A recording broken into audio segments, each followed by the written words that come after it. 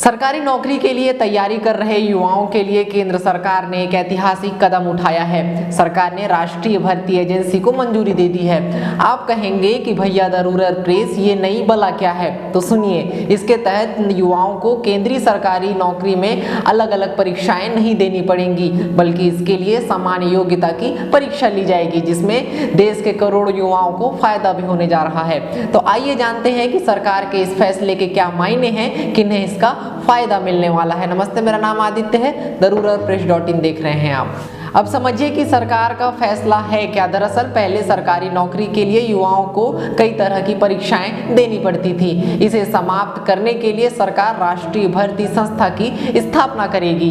प्रकाश जावड़ेकर ने कहा कि राष्ट्रीय भर्ती संस्थान कॉमन एलिजिबिलिटी टेस्ट यानी कि CET लेगी, जिससे करोड़ों युवाओं को फायदा होने जा रहा है। इस फैसले के बाद रेलवे, बैंकिंग और SSC की प्राथमिक परीक्षाओं के लिए अलग अलग परीक्षाएं देने की जरूरत नहीं पड़ने वाली है। इन तीनों के लिए एक एजेंसी बनाई जाएगी। एक ही आवेदन, एक ही शुल्क और एक ही होगी परीक्षा। इस परीक्षा का स्कोर 3 साल के लिए मान्य होगा। अभी तक केवल 2 भाषाओं में ही परीक्षा देने की इजाजत थी, लेकिन इसके जरिए अब 12 भाषाओं में परीक्षा दी जा सकेगी।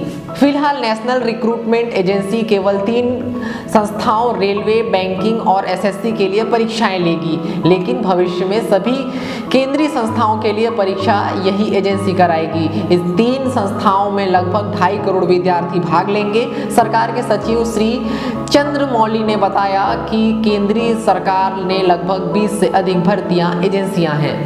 अभी हम केवल 3 एजेंसियों की परीक्षा कॉमन कर रहे हैं। समय के साथ हम सभी भर्तियां एजेंसियों के लिए कॉमन एलिजिबिलिटी टेस्ट कराएंगे।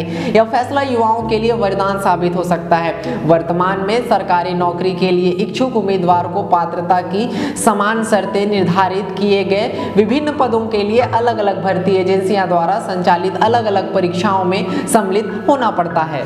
उन्हें अलग अलग परीक्षा शुल्क भी देनी पड़ती हैं। इन परीक्षाओं में भाग लेने के लिए लंबी दूरी तय करनी पड़ती है। अलग अलग भर्ती परीक्षाएं केवल उम्मीदवारों के लिए ही नहीं, बल्कि संबंधित भर्ती एजेंसी पर भी काफी बोझ डालती हैं। इन परीक्षाओं में औसतन अलग अलग 2.5 करोड़ से लेकर 3 करोड़ उम्मीदवार शामिल होते हैं। राष्ट्रीय भर्ती नीति लागू होने के बाद उम्मीदवार एक सामान्य योग्यता परीक्षा में केवल एक बार ही शामिल होगा। अगर आप नई नीति के तहत परीक्षा दिलाते हैं तो इसके अंक 3 वर्षों तक वैध रहने वाले हैं। यानी कि अगर आप एक बार परीक्षा दिलाते हैं तो आने वाले 3 वर्षों तक वो जो अंक हैं वो मान्य रहेंगे। उम्मीदवारों द्वारा CIT में प्राप्त स्कोर परिणाम घोषित होने की तिथि से 3 वर्षों के लिए वैध होंगे।